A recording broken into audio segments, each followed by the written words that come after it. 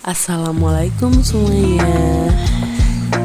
Baiklah, di sini saya akan menjelaskan materi IPS SD tema 2, subtema 2, mencegah pencemaran lingkungan. Perkenalkan, nama saya Lala Febriana dengan NIM 2021143635, kelas 3Q PGSD, mata kuliah pembelajaran IPS SD, dosen pengampu Ibu Mona Nisa MPD. Baiklah, terkait dengan materi kita hari ini, ada yang tahu apa itu pencemaran lingkungan? Baiklah, pencemaran lingkungan adalah terkontaminasinya komponen fisik dan biologis dari sistem bumi dan atmosfer sehingga mengganggu keseimbangan ekosistem lingkungan. Ada yang tahu di sini tentang pencemaran lingkungan? Baiklah, saya akan melanjutkan materinya. Pencemaran lingkungan di sekitar kita dibagi menjadi 3, yaitu pencemaran air, pencemaran udara, dan pencemaran tanah. Ada yang tahu tentang pencemaran air, udara, dan tanah? Baiklah, di sini ada contoh-contoh tentang pencemaran air. Yang pertama yaitu gambar yang pertama, pencemaran air dapat terjadi dengan pembuangan limbah pabrik langsung ke sungai.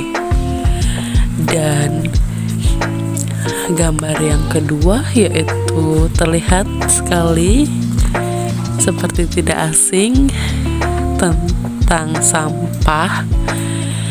Itu adalah gambar sampah-sampah yang dibuang di saluran air. Dan gambar yang ketiga yaitu gambar hewan mati yang hanyut di air.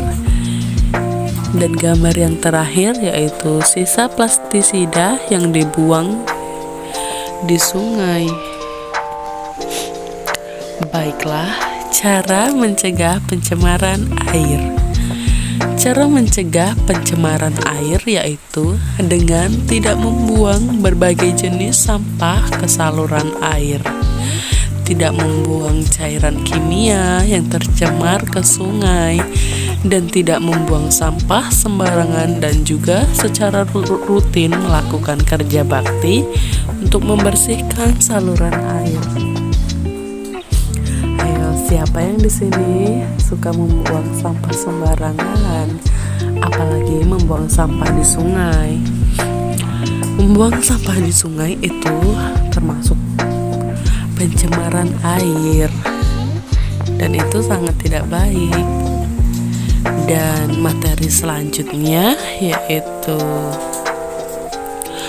pencemaran tanah. Di situ hanya ada satu contoh pencemaran tanah. Adapun beberapa contoh pencemaran tanah yaitu pencemaran tanah dapat terjadi dengan pembakaran hutan dan penebangan hutan dan banyaknya tumpukan sampah-sampah. Nah, di sini salah satu masalahnya yaitu masih tentang sampah-sampah. Makanya kita semuanya jangan membuang sampah sembarangan. Dan cara mencegah pencemaran tanah yaitu dengan tidak menebang pohon sembarangan. Yang kedua, tidak melakukan pembakaran pohon yang ada di daerah pegunungan. Dan yang ketiga yaitu melakukan penanaman pohon pada lahan yang kosong atau reboisasi. Iya, siapa yang di sini tahu tentang reboisasi? Ya, reboisasi itu yaitu penanaman kembali lahan yang gundul. Itu termasuk juga dalam mencegah pencemaran tanah. Dan materi selanjutnya yaitu tentang pencemaran udara. Pasti tidak asing juga di sini tentang pencemaran udara. Di situ sudah ada contoh-contoh dari pencemaran udara. Baiklah, saya sebutkan satu persatu. Gambar yang pertama yaitu gambar dari kendaraan bermotor. Sering sekali kita di jalan umum mendapati asap-asap dari kendaraan bermotor, bukan? Ya, di situ asap kendaraan bermotor dapat mengganggu kita, bukan? Dan yang kedua yaitu gambar yang kedua, gambar asap pembakaran dari hutan. Ada yang pernah melihat tentang pembakaran hutan di daerah-daerah kalian? Ya, asap pembakaran dari hutan itu termasuk ke dalam pencemaran udara. Dan yang gambar yang ketiga yaitu asap pembakaran sampah. Ya, benar, asap pembakaran sampah juga termasuk dalam pencemaran udara. Dan ada lagi contohnya seperti asap pembuangan dari pabrik dan yang lainnya.